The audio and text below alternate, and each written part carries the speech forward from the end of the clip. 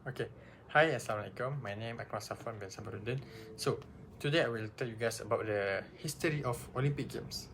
Right. Did you guys know the Olympic Games are the world largest sporting events that bring together all the athletes around the world to compete on in an international stage.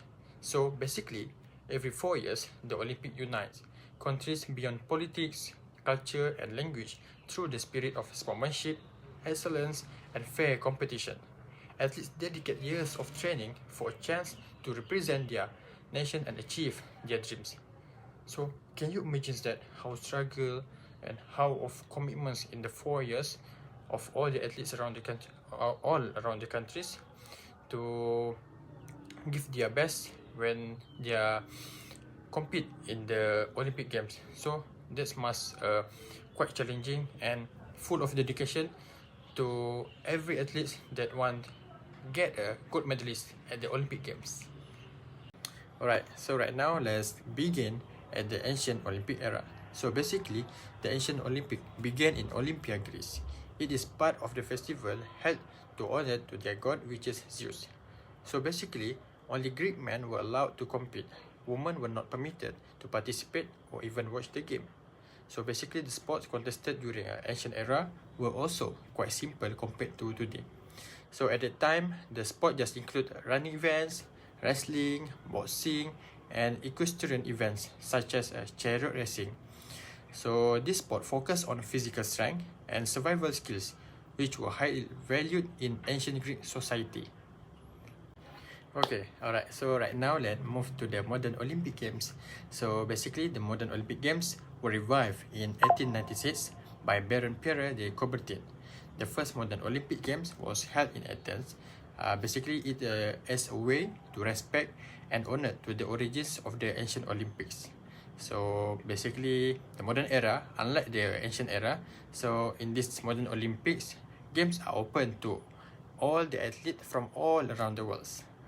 So basically, both men and women can compete and participate to this sport, and also all people of gender or from all genders can watch the event. So basically, this is a reflex of the modern values of equalities and global unity. Okay, next I will talk about the growth of sport and categories as well as the global participation. Alright, so over the times, Olympic Games have expanded significantly in terms of sports and categories. So in 1924, the Winter Olympics were introduced in the modern era. So basically, it's allowing the athletes to compete in ice and snow sports such as skiing, ice skating, ice hockey. This marked an important development because it gave athletes from cold country a platform to show their talents. Alright, so in addition, many new sports also were added to Olympic, including swimming, gymnastics, and athletics. So this addition allowed big participation from athletes with a different skills and backgrounds.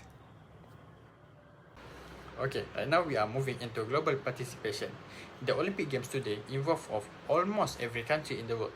Women who officially can participate in the Olympic Games basically on the 90s era. Was a major step towards gender equality in sports. Since then, women's participation has continued to grow, reflecting modern values of fairness. For many countries, participating in the Olympic Games is a source of national pride. Athletes not only represent themselves, but also their country. Today, the Olympics involve of thousands of athletes from different countries. They are showing cultures. And also their backgrounds, making it a truly global event. We can see some of country culture on the opening ceremony before the Olympic Games started. Okay, so right now I will tell you guys about the importance and impact of the Olympic Games. So firstly, Olympic Games play an important role in promoting unity and peace. So basically, all the athletes are different countries. They came together to compete each other in peacefully through sports instead of engaging in conflict of war. Even though they are represent different nations, they follow the same rules and respect one another.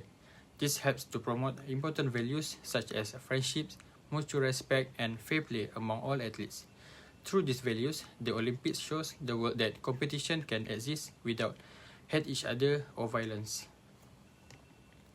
Alright, so for the second point, the Olympic Games inspire audience, especially young people.